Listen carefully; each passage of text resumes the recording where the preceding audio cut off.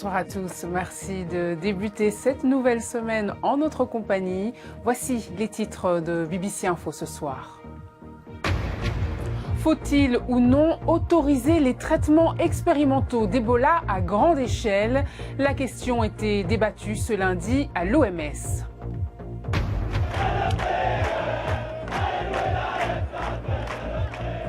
Crise politique en Irak, Haïdar al-Abadi, ex-candidat des chiites, est chargé de former un nouveau gouvernement, mais Nouri al-Maliki s'accroche au pouvoir. Le football de rue aurait un impact positif sur la santé des sans-abri. Des études sont menées au Danemark.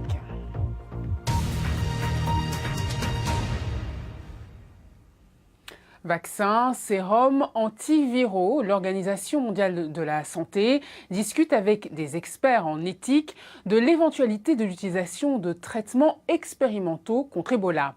La question divise le monde médical. En attendant de trouver un remède, l'une des meilleures armes contre Ebola, c'est la prévention. Exemple, en Ouganda, depuis 2000, le pays a connu 5 épidémies, mais le nombre de personnes qui meurent de la maladie a fortement diminué. Alors que peuvent apprendre les autres pays de l'expérience ougandaise? Les explications de Victoire Ayoum. Vigilance face à Ebola. Les autorités ougandaises craignent une propagation de l'épidémie.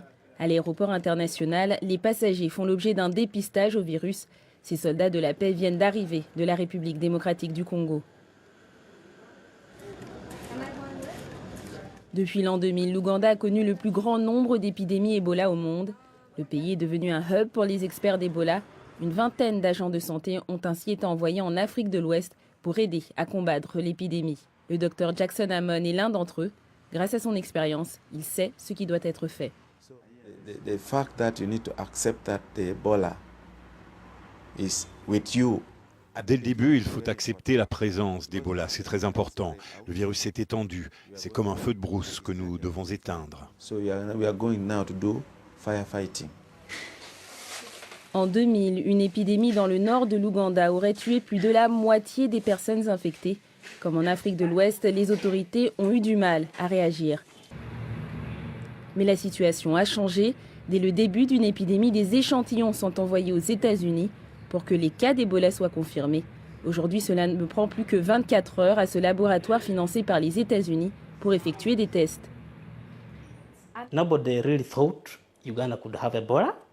Stephen Balinandi est chercheur. Il a travaillé ici lors de l'épidémie d'Ebola en 2000. Il pense que l'éducation est la clé. Tout d'abord, Ebola est réel. Pas besoin de mystifier la maladie. Une fois que les patients sont identifiés, ils doivent être signalés aux autorités sanitaires. Ebola peut être combattu. On peut survivre au virus. Le gouvernement a lancé des campagnes de sensibilisation. L'Ouganda n'est pas un pays riche, mais il utilise tous les moyens à ses dispositions pour arrêter Ebola. Cela devrait donner de l'espoir aux autres pays. Direction l'Irak. À présent, le pays s'enfonce un peu plus dans la crise. Alors que les djihadistes continuent d'avancer vers Bagdad, les luttes de pouvoir minent le gouvernement. Le Premier ministre Nouri al-Maliki refuse de céder sa place, comme le lui demande le président irakien. Pendant ce temps, dans le nord du pays, des dizaines de milliers de yazidis en danger de mort ont réussi à s'enfuir au Kurdistan. Geneviève Sagno. Le triste périple se poursuit vers des lieux plus sûrs. Des membres de la minorité irakienne yazidi fuient la brutalité des combattants sunnites désormais connus sous le nom d'État islamique. J'ai fait la moitié de la route jusqu'ici toute seule. J'ai 3 enfants. Celui-ci est avec moi, mais j'ai perdu les autres. Je ne les ai plus vus, ni mon mari. Des avions américains ont à nouveau largué des vivres à destination des Yazidis pris au piège des combats sur le mont Sinjar dans le nord de l'Irak. Une crise humanitaire qui a remis en perspective les préoccupations internationales sur la menace que posent les insurgés sunnites en Irak et au-delà. Avec l'aide des frappes aériennes américaines, les forces kurdes ont repris du terrain dans le nord. Mais les combattants sunnites tournent des vidéos pour célébrer leurs nouvelles avancées. Il se serait encore approché de la capitale, Bagdad, dans le sud. Là, la sécurité a été renforcée. Mais est-ce par crainte de l'avancée des insurgés ou bien à cause de la bataille de leadership qui a lieu dans le pays en ce moment? Le Premier ministre chiite Nouri al-Maliki a annoncé à la télévision nationale cette nuit qu'il allait poursuivre en justice le président irakien. Mais ce lundi, on a appris que le président avait désigné le vice-porte-parole du Parlement, Haïdar al-Abadi, pour former un gouvernement avec l'appui du bloc chiite. Une situation confuse qui a fait réagir les États-Unis pour qui l'actuel Premier ministre est un obstacle à la création d'un gouvernement d'union en Irak. Il y a une chose que tous les Irakiens doivent savoir, c'est qu'il y aura peu de soutien international à un régime qui s'écarte du processus constitutionnel légitime en place et qui fonctionne actuellement. Et dans le nord de l'Irak, des camps de déplacés offrent un abri temporaire à certains. Mais aucune solution durable n'est en vue pour la crise irakienne. Et dans le reste de l'actualité de ce lundi, c'est le calme à Gaza après l'entrée en vigueur d'une trêve de 72 heures.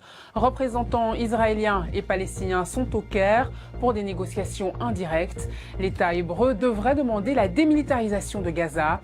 La principale revendication du Hamas, c'est la levée du blocus et de l'embargo israélien. Avertissement de l'Union européenne à la Russie. José Manuel Barroso, le président de la Commission européenne, a mis en garde Vladimir Poutine contre toute intervention en Ukraine. Sur le terrain, les militaires continuent leur offensive pour reprendre le contrôle de la ville de Donetsk aux mains des séparatistes pro-russes. Le témoignage du vice-président sud-africain Cyril Ramaphosa perturbé par des manifestants. Il était interrogé dans le cadre de l'enquête sur le massacre de Marikana en 2012. 43 mineurs avaient été tués par la police. Cyril Ramaphosa, directeur de l'ONMIN au moment des faits, est accusé d'avoir fait pression sur la police pour prendre des actions fortes contre les mineurs en grève. Et puis les pompiers ont sauvé plus de 20 personnes coincées dans une montagne russe dans le Maryland aux États-Unis. Les passagers se sont retrouvés à 14 mètres dans les airs. Le sauvetage a duré plus de 4 heures, mais plus de peur que de mal. Les passagers ont évité un coup de soleil grâce aux secours qui leur ont fourni des parapluies. Recep Tayyip Erdoğan est le nouveau président de la Turquie. Après 11 ans en tant que Premier ministre, il accède à la magistrature suprême. À la fois acclamé et décrié, dans son discours de victoire, le nouvel homme fort du pays a promis une nouvelle ère pour son pays, sous le signe de la réconciliation et de l'unité. Le point avec Hélène Alex.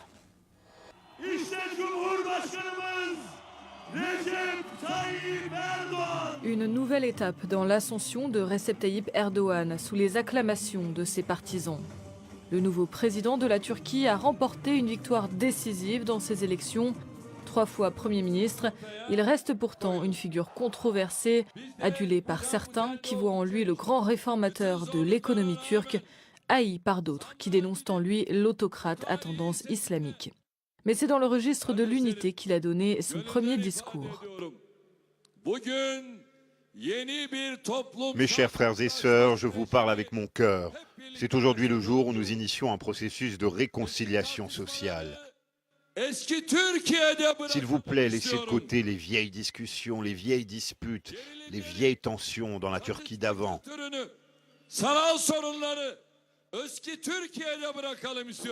Ses rivaux sont arrivés loin derrière lui, un diplomate islamique peu connu et un jeune candidat kurde. La présence de ce dernier dans la course était d'ailleurs historique après 30 ans de guerre civile entre Turcs et Kurdes. À la nouvelle de sa victoire, les partisans d'Erdoğan sont descendus dans les rues alors que ses détracteurs se rappellent ses tentatives pour interdire Twitter et YouTube dans le pays, les scandales de corruption et la répression des manifestations anti-gouvernementales. Mais pour ses partisans, il est le sauveur de la patrie. Le pays s'est beaucoup développé. J'ai voyagé dans de nombreuses villes à cause de mon travail et j'ai pu voir à quel point le pays s'est incroyablement développé au cours des 10 dernières années. Recep Tayyip Erdoğan a beau être vénéré parmi ses soutiens pour avoir laissé s'exprimer une Turquie plus conservatrice et religieuse, Et il lui faudra quand même conquérir l'autre moitié de la population, plus occidentalisée et plus laïque, et il devra unifier cette nation profondément polarisée. Erdogan devrait prochainement renforcer les pouvoirs présidentiels, affirmant qu'il est lui-même le dirigeant dont la Turquie a besoin. Mais si le résultat des élections a toujours paru de l'ordre de la certitude, on ne peut pas en dire autant de sa capacité à réussir en tant que président. Un mot de sport maintenant. Sauver des marginaux par le sport, c'est le but de scientifiques au Danemark qui appellent les pays du monde entier à aider les sans-abri à jouer au football. Selon une étude de l'université de Copenhague, la pratique du ballon rond redonne à certains sans-abri le goût de la vie. Le récit d'Olivier Weber.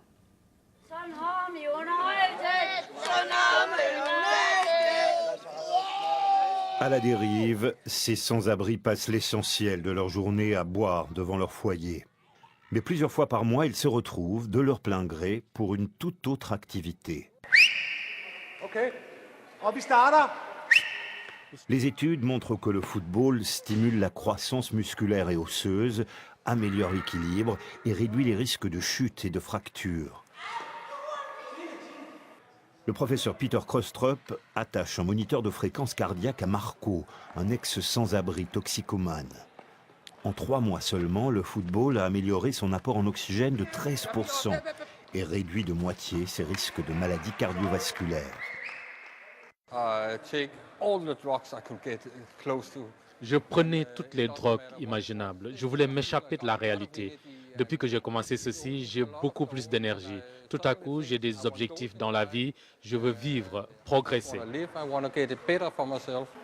Le Danemark est un des leaders mondiaux dans la promotion du sport pour les populations marginalisées. La société a une responsabilité envers ces sans-abri et ces marginaux. Le football est une solution facile. Un ballon, 2 goals. Les effets sont rapides et significatifs sur la santé et le bien-être. Le football a donné l'impulsion nécessaire à Marco pour quitter la rue et trouver un emploi comme clerc à l'église. Cependant, 40% des sans-abri dans le programme football abandonnent en cours de route. Tout le monde ne peut pas être sauvé par le sport. Et toujours à propos de sport, Miroslav Klose fait ses adieux à la Mannschaft. L'attaquant allemand met un terme à sa carrière internationale à l'âge de 36 ans. Il compte à son actif 137 sélections pour l'Allemagne et 71 buts. Miroslav Klose est devenu cet été au Brésil le meilleur marqueur de l'histoire de la Coupe du Monde avec 16 buts en 4 éditions du Mondial. Une autre légende du football, beaucoup plus sulfureuse, Diego Maradona, l'ancienne star argentine, a giflé un journaliste. La scène se passe à Buenos Aires. Maradona sort de sa voiture, excédé par les questions des journalistes sur sa compagne. Il s'approche de l'un d'entre eux, lui lance « C'est quoi ton problème ?» avant de décrocher une gifle. Maradona regagne alors son calme et son véhicule. Manchester City officialise le transfert d'Eliakim Mangala. Le défenseur français de 23 ans a signé un contrat de 6 ans avec le champion d'Angleterre. Mangala quitte Porto après 3 saisons passées au Portugal. Le montant du transfert est estimé à 40 millions d'euros, soit un des défenseurs les plus chers de l'histoire. Il y aura 2 clubs de RDC en demi-finale de la Ligue africaine des champions, le TP Mazembe et l'AS Vita. Les Corbeaux de Lumumbashi ont validé leur billet pour le dernier carré en dominant le Al Hilal Omdurman à 3-1. De son côté, l'AS Vita a battu le Zamalek 1-0. Les 2 clubs congolais sont en tête du groupe A avec 10 points et se disputeront la première place dans 15 jours. Et on va se quitter avec ces belles images que nous ont envoyées des astronomes amateurs de l'hémisphère nord. Ils ont photographié ce qu'on appelle une superlune. Ce phénomène se déroule lorsque la Lune, la Terre et le Soleil sont alignés et que la Lune est proche de la Terre. Le satellite de la Terre a alors l'air plus gros et plus lumineux que d'habitude. La prochaine superlune aura lieu au début du mois de septembre. C'est la fin de cette édition. Merci de nous avoir suivis. Je vous souhaite une très bonne soirée et je vous dis à demain.